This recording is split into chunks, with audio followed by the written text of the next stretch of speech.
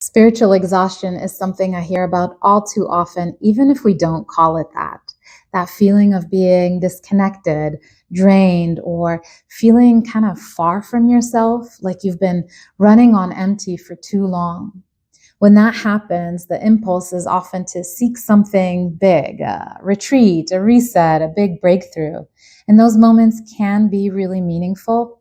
But spiritual rejuvenation doesn't always have to be that grand. Sometimes it's simpler, quieter, smaller, closer to home. It can come through rhythm, the daily, seasonal, body-based kind.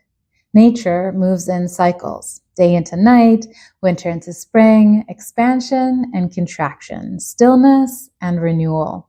And your body knows this language too. You breathe in and you breathe out. You have days where you feel open and energized, and days where you need to turn inward. The more we align with these rhythms instead of fighting them, the more replenishment begins to happen on its own. Not because we're doing more, but because we've stopped overriding what's natural. For example, I like tracking my menstrual cycle, not just to know when it's due or when it's fluctuating, but to stay in touch with my body's rhythm of buildup and release. There's also a tree outside my window. When I sit down to work, I take a moment to look at it, connect with its strength, feel down into its roots and how they're anchoring into the earth. Its beauty changes with each season and really each day. It only takes a moment and then I'm back to work feeling refreshed. That rhythm, whatever it is for you, can become a sacred return point.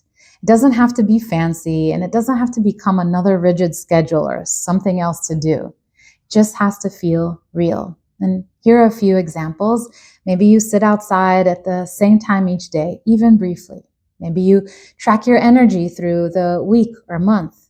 Maybe you set a 3-minute timer to check in with your body and just breathe, stretch or stay still. Maybe you follow your breath without changing it. You don't have to do more to feel more.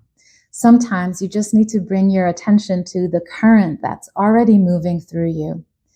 I'd love to hear how this lands for you. Do you already have a rhythm that supports you, or is there one you'd like to start noticing? Feel free to share in the comments.